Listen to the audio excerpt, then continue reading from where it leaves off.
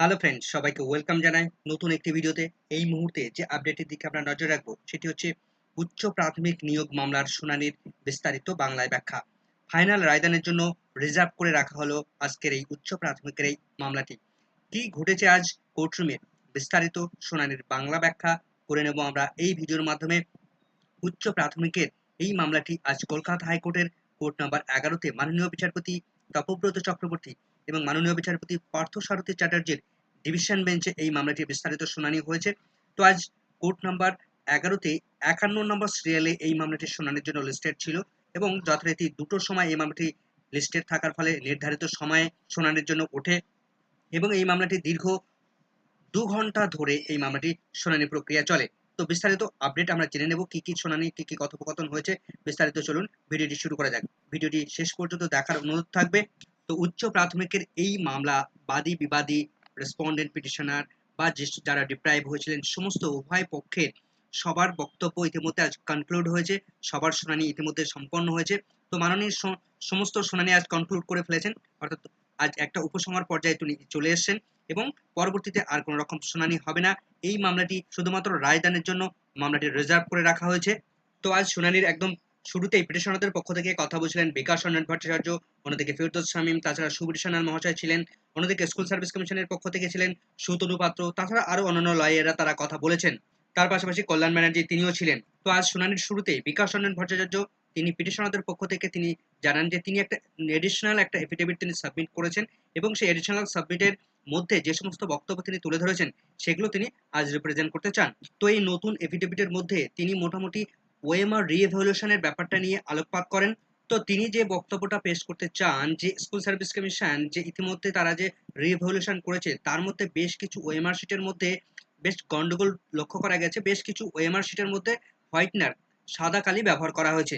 তো তার বক্তব্য বা তার প্রশ্ন যে হোয়াইটনারটা কে ব্যবহার করেছে, কারা ব্যবহার করলো, কে ইউজ করলো, সেটা কি ক্যান্ডিডেট ইউজ করেছে? ক্যান্ডিডেট নিশ্চয়ই সেই হোয়াইটনার নিয়ে বা পরীক্ষার হলে সে ঢুকতে পারেনি, তাহলে এটা কে ইউজ করলো? এভাবে কত ওএমআর শিটগুলোকে তারা এরকম ভাবে হোয়াইটনার মেরেছে সেই সমস্ত তথ্য স্কুল সার্ভিস কমিশনকে জানাতে হবে এবং এই নিয়ে তিনি আরো বেশ কিছু প্রশ্ন তোলেন।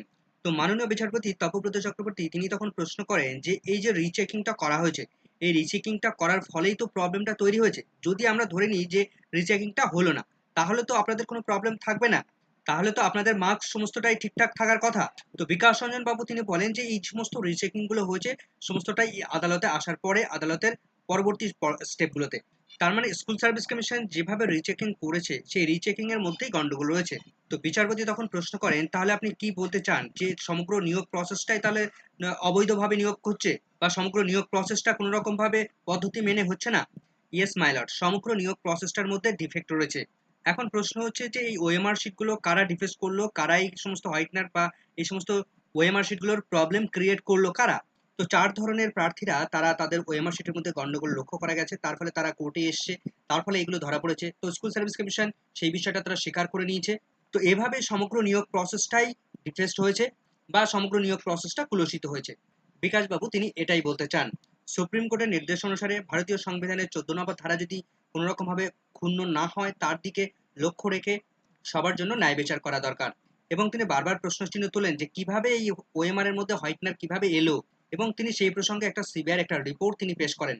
তো সিবিআই যে রিপোর্টটা পেশ করেছিল বা তৈরি করেছিল সেটা ববিতা সরকারের রিলেটেড যে নিয়োগ সংক্রান্ত যে সমস্ত তথ্যগুলো সেখানে রয়েছে সেই সংক্রান্ত একটা এফিডেভিট তারা ফাইল করেছিল। তো এই এফিডেভিট প্রসঙ্গে নীলাদ্রি দাসের প্রসঙ্গ উঠে আসে। তো সেই সময় কল্যাণ ব্যানার্জি তিনি একটু আপত্তি তোলেন। তখন বিচারপতি বলেন যে ঠিক আছে, আপনাদের বক্তব্য আপনারা আমরা শুনবো, আগে বিকাশ বাবুকে তাকে একটু বলতে দিন, তারপর আপনার বক্তব্য শুনবো। তো বিকাশ বাবু যে এফিডেভিটটা দিয়েছেন আজকের প্রতি তিনি প্রশ্ন করেন যে আপনারা যে এফিডেভিটটা দিচ্ছেন সেই এফিডেভিটটা কোন মামলার পরিপ্রেক্ষিতে বা কিসের পরিপ্রেক্ষিতে? তখন বিকাশ বাবু বলেন যে এই মামলাটা স্কুল সার্ভিস কমিশনের ববিতা সরকারের যে মামলাটা রয়েছে সেই মামলার পরিপ্রেক্ষিতে এফিডেভিট। তো এই এফিডেভিটটা এই মামলার সঙ্গে প্রাসঙ্গিক বলেই তিনি এই বিষয়টাকে উত্থাপন করছেন এখানে, এমনটাই দাবি বিকাশ রঞ্জন বাবুর। তার পাশাপাশি আপার প্রাইমারিতে যে সমস্ত ক্যান্ডিডেটরা অ্যাপিয়ার করেছেন তাদের অনেকের একাডেমিক মার্কসের ক্ষেত্রে গন্ডগোল রয়েছে। তো কেন এই ধরনের একাডেমিক মার্কসের ক্ষেত্রে গন্ডগোল থাকবে বা টেটের মার্কসের ক্ষেত্রেও সেখানে প্রচুর পরিমাণে গরমিল লক্ষ্য করা যাচ্ছে, কেন এগুলো এই গরমিল থাকবে সে বিষয়টা নিয়ে প্রশ্ন ছিল তোলেন মিস্টার ভট্টাচার্য। তো এই বিষয়ে স্কুল সার্ভিস কমিশনকে সমস্ত বিষয়ে ক্লিয়ার থাকতে হবে যাতে করে কোনো রকম ভাবে সেখানে অস্বচ্ছতার জায়গা তৈরি না হয়। যতক্ষণ না সমস্ত বিষয়টার মধ্যে স্বচ্ছতা দেখা যাচ্ছে ততক্ষণ যেন কোর্ট একটা ফাইনাল সিদ্ধান্তে না আসে, এবং এই নিয়োগ প্রক্রিয়ায় স্বচ্ছতা অবশ্যই নিয়ে আসা দরকার। তো এখানে পিঙ্কি ঘোষ নামে একজন ক্যান্ডিডেটকে স্কুল সার্ভিস কমিশন নাকি তারা ইন্টারভিউ কল করেনি। তো স্কুল সার্ভিস কমিশনে তাদের বক্তব্য যে তাকে কল করা হয়েছিল, কিন্তু তিনি অ্যাবসেন্ট ছিলেন। তো বিকাশবাবু বলেন যে ইন্টারভিউ যে লিস্ট প্রকাশ করা হয়েছিল সেই লিস্টের মধ্যে এই পিঙ্কি ঘোষের নাম কোথাও প্রকাশ করা হয়নি। তো রেজার্ভেশন নিয়ে সুবীর সান্যাল বাবু তিনি ডিটেলসটা বলেছেন, এজন্য তিনি আর রেজার্ভেশন নিয়ে আর কিছু বলছেন না। তো এভাবে তিনি তার বক্তব্যটা পেশ করেন এবং তিনি শেষে দাবি জানান যে সমস্ত প্রসেসটা যেন স্বচ্ছভাবে নিয়োগ হয়, সেটাই তিনি দৃষ্টিপাত করেছেন। এরপর অ্যাপ্লিয়েন্টের পক্ষ থেকে মিস্টার মিত্র তিনি কথা বলা শুরু করেছিলেন। তিনি মূলত স্কুল সার্ভিস কমিশনের যে রুলসটা রয়েছে সেই রুলসটা নিয়ে বিশেষ করে বলেন যে কিভাবে ভ্যাকেন্সি কখন কালেক্ট করা হবে, কখন প্রকাশ করা হবে, তার যে রুলস রয়েছে, এবং লাস্ট ভ্যাকেন্সি কখন আপডেট করা হবে, সেই সংক্রান্ত বিষয়গুলো তিনি বক্তব্য তুলে ধরেন। তো মিস্টার মিত্রের বক্তব্য যে লাস্ট যে ভ্যাকেন্সি লিস্টটা প্রকাশ করা হয়েছে সেই ভ্যাকেন্সি লিস্টটা লাস্ট আপডেট অনুসারে করা হয়নি। এমনকি লাস্ট যে ইন্টারভিউ লিস্ট প্রকাশ করা হয়েছে সেই ইন্টারভিউ লিস্টটাও ডিফেক্টেড লিস্ট। এবং তিনি বলেন যে স্কুল সার্ভিস কমিশনের যে রুলস রয়েছে 83B, সেই রুলস অনুসারে ফাইনাল ভ্যাকেন্সি আপডেট হওয়ার কথা, সেখানে প্রায় 5000 ভ্যাকেন্সি অ্যাড হওয়ার কথা, কিন্তু স্কুল সার্ভিস কমিশন তারা সেই 5000 ভ্যাকেন্সি তারা অ্যাড করেনি, যেটা তাদের রুলসকে ভায়োলেট করে।